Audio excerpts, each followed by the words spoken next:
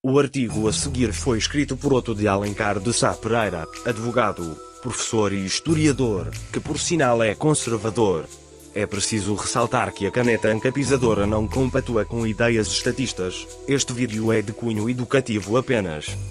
Tiradentes, um dos mais graves enganos da história. Tiradentes é um dos mais graves enganos da história, contada a partir da República. Há algumas décadas passadas celebrava-se o 22 de Abril. Nada mais justo, descobrimento do Brasil, agora não. O 22 de Abril passou a um dia qualquer desapercebido de comemoração, fazendo o povo esquecer-se da data. E aí passou-se a celebrar o 21 de Abril Tiradentes. Mas, por que Tiradentes? O Império tivera, em sua história, muitos ícones a comemorar. Além de D. Pedro I, de D. Pedro II, de D. Leopoldina, de D. Emília, de D. Teresa Cristina e da Princesa Isabel, o Império tivera Caxias, Osório, Tamandaré, Barroso, Porto Alegre, Zacarias de Góis e Vasconcelos, Paraná, Paulo Barbosa, Ouro Preto, Alencar, Castro Alves, Amoedo, Gonçalves Dias, Silveira Martins, Ferreira Viana, Carlos Gomes, Mena Barreto, Pirajá, etc. etc. etc. A República precisava também de um ícone. Deodoro. Nem pensar. Arrependera-se de ter proclamado a República e era amigo do imperador. Floriano Peixoto. Credo em cruz. Mandou passar a fio da espada 400 guardas marinha da Esquadra Imperial, na revolta da Armada. Prudente de Moraes? Não. Chacinou Antônio Conselheiro todos de Canudos. Campos Sales, Rodrigues Alves, Afonso Pena, não poderiam servir. Antes da República, eram conselheiros do Império. Barão do Rio Branco, como um ícone da República pode ser um barão. Jamais. Santos Dumont, era amigo íntimo da família imperial no exílio de Paris. Oswaldo Cruz, foi um grande médico, sanitarista, do período republicano, mas discípulo de outro médico, o Barão de Mota Maia, que acompanhou a família imperial, no exílio. Marechal Rondon? Talvez, mas tinha sangue e cara de índio. Washington Luiz? Foi deposto por Getúlio, não serve também. Quem sabe, o próprio Getúlio. O homem dos trabalhadores. Mas, como ícone de uma república que se diz liberal e democrática. Um ditador? Amigo de Hitler, de Mussolini e de Plínio Salgado, que, por sinal, traiu. Juscelino? Fez Brasília. Mas acelerou a inflação e tinha cara de palhaço. Também não serve. Jânio Quadros? Era louco. Mas, então quem? Não há ninguém. Será possível? Villa-Lobos? Gênio da música, mas era um boêmio. Não serve. Foram escarafunchar, na história colonial, anterior à vinda da família rela portuguesa. Beckmann? Não, tem nome alemão. O Sabino, da Sabinada da Bahia? Não serve, não tem perfil de ícone. Os mais antigos? Duarte Coelho, Tomé de Sousa, Duarte da Costa, Mendes Sá? Não podem. Foram nomeados pelo rei de Portugal e eram seus súditos fiéis. Então, quem?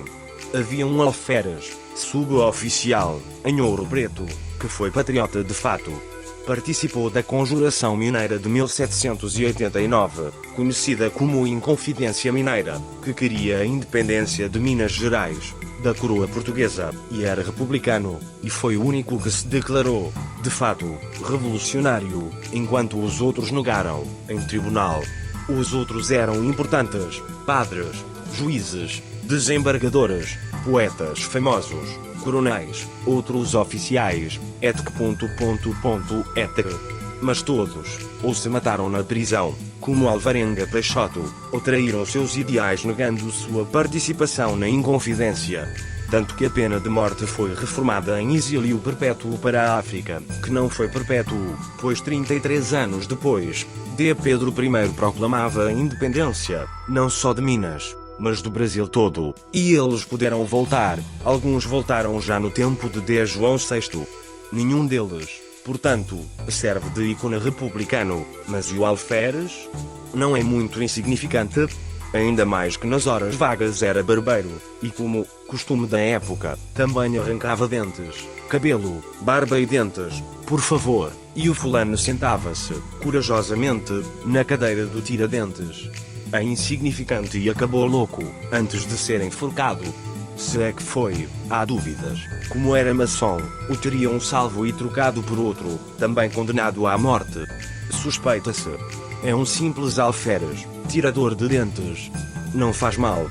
Nós o inventamos. Com quem ele precisa parecer-se? Claro. Com Jesus. O mártir da pátria. Vamos pôr-lhe barbas. Os enforcados tinham cabelo e barba raspados, antes da execução. E criar sua história será o ícone da República, já que não há nenhum outro. Foi um patriota republicano. Haverá dúvida? Mas porque não agiu como os demais, tirando o corpo fora? Terá sido mesmo como patriota?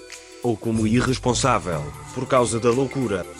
A conjuração, antes de ser descoberta pelas autoridades da coroa portuguesa, ia de vento em popa, embora com tão poucos partícipes, que podiam reunir-se na sala do poeta Tomás Antônio Gonzaga, o Dirceu da Marília. Todos eram homens de estatura alta, ou da política ou intelectual, ou militar, etc. Entre os de pequena estatura, contava-se Joaquim José da Silva Xavier, o alferes, Tiradentes. Era jovem, robusto e patriota, pelo menos parecia ser, logo, a figura indicada para ir, de viagem ao Rio de Janeiro, a fim de encontrar aderentes à Inconfidência. Foi mandado, quase como um moleque de recados. Como não tivesse muita instrução, nem tino político, ou lábia publicitária, fracassou. Todas as portas que visitou no Rio de Janeiro, lhe foram fechadas, ou melhor ainda, lhe eram batidas na cara. Fora. Não queremos nada com você. Fruto da revolução lá dos franceses. Fora.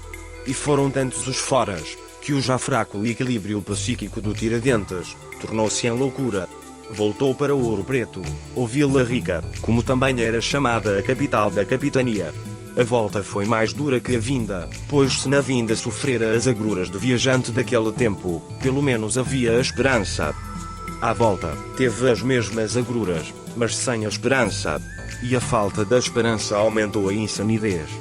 Pousava em fazendas, do caminho, e nas casas grandes dos fazendeiros, em geral ligadas ao Marquês de Barbacena, governador das Minas Gerais. Contava, à mesa, que tropas do Rio de Janeiro marchariam, em breve, para engrossar os exércitos de revolucionários de Ouro Preto, que a França e os Estados Unidos enviariam esquadras, para combater o vice-rei, no Rio de Janeiro, impedindo-o de ajudar o Barbacena. E assim por diante.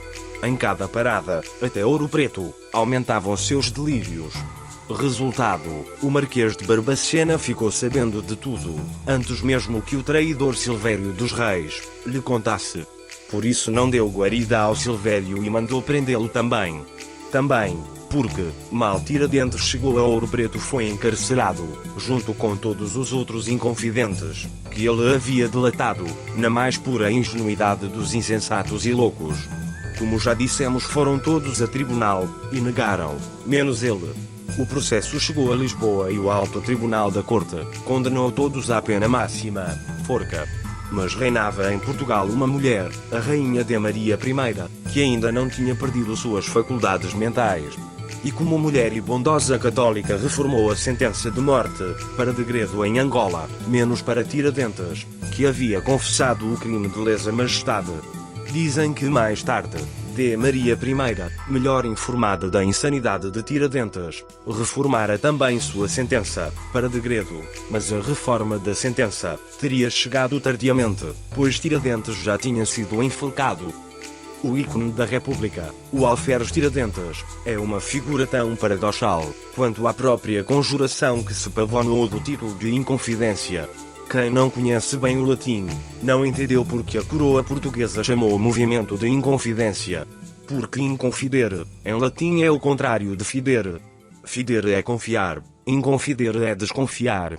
Ou melhor, desconfia-se de quem é traidor, inconfidente, traidores da coroa. Até hoje, infelizmente, em Ouro Preto, na Praça Central, sobre o portal da Casa da Câmara está escrito Museu da Inconfidência, ou seja, Museu da Traição.